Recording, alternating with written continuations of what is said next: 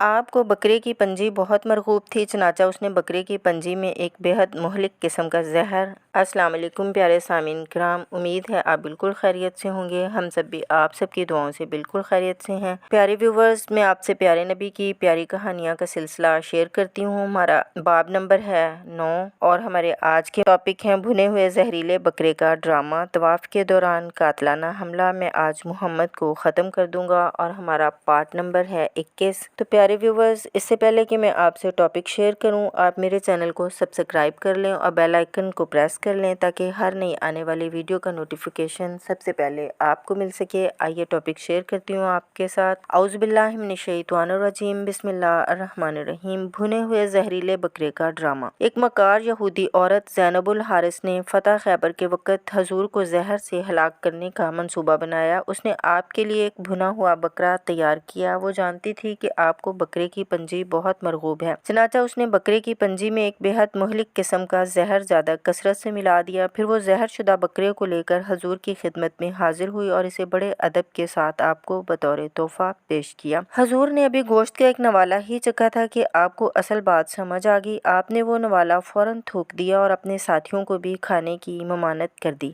آپ کے ایک ساتھی بشر بن برا بھی زہریلے گوشت کا ایک نوالا منہ میں ڈال چکے تھے اور انہیں بھی زہر کی تلخی کا احساس ہو چکا تھا، مگر انہیں اپنے پیارے نبی کے سامنے نوالا اگلنے کی جرأت نہ ہوئی۔ زہریلا نوالا ان کے حلق سے نیچے اتر گیا اور کچھ عرصہ بعد ان کی موت کا باعث بنا۔ بعد میں جب اس واقعے کی تحقیقات شروع ہوئی تو مکار عورت کے علاوہ کئی اور یہودی بھی اس خطرناک سازش میں ملوث پائے گئے۔ ان سب نے اعتراف جرم کر لیا، مگر حضور نے ان سب کو معاف کر دیا۔ اس افسوسناک سانحہ ہے کہ کافی عرصہ بعد جب حضور مرض الموت میں مبتلا ہوئے تو مرحوم بشر کی والدہ بھی آپ کی عیادت کو آئیں۔ باتوں باتوں میں آپ نے فرمایا، میں ابھی اس زہر کے اثر سے نہیں نکل پایا جو میں نے تمہارے بیٹے کے ساتھ خیبر میں چکھا تھا۔ طواف کے دوران قاتلانہ حملہ۔ فتح مکہ کے بعد حضور نے کچھ عرصہ مکہ مکرمہ میں قیام فرمایا۔ انہی دنوں کی بات ہے کہ ایک روز آپ خانہ کعبہ کے طواف میں مصروف تھے کہ فتح مکہ کے بعد حضور نے کچھ عرصہ مکہ مکرمہ میں قیام فرمایا۔ انہی دنوں کی بات ہے کہ ایک روز آپ خانہ کعبہ کے طواف میں مصروف تھے کہ فضالہ بن عمیر چھپتا چھپاتا وہاں آ نکلا اور ارادہ قتل سے چپکے سے حضور کی طاق میں بیٹھ گیا۔ وہ ابھی حملہ کی تیاریاں ہی کر رہا تھا کہ حضور خود ہی اس کے قریب جا پہنچے اور اسے اس کے دل کی بات بتا دی۔ فضالہ اس اچانک گرفت پر بے حد شرمسار ہوا۔ اس پر آپ نے اسے توبہ کا مشورہ دیا اور اس کے سینے پر شفقت سے ہاتھ پھیرا۔ ارادہ قتل کے ایک صریح مجرم کو اپنے پکڑے جانے کے بعد اس قسم کے حسن سلوک کی قطعاً توقع نہ تھی۔ فضالہ کی ذہنی کائنات بالکل بدل گئی اور وہ فوراً تائب ہو کر مسلمان ہو گیا۔ میں آج محمد کو ختم کر دوں گا۔ فتح مکہ ہی کے دنوں کی بات ہے کہ ایک روز شیبہ بن عثمان نے اعلان کیا کہ آج میں محمد سے اپنے باپ کا بدلہ لے لوں گا۔ بات یہ تھی کہ شیبہ کا باپ جنگ احد میں مسلمانوں کے ہاتھوں ہلاک ہو چکا تھا اور وہ اس روز سے آتش انتقام میں بری طرح جل رہا تھا۔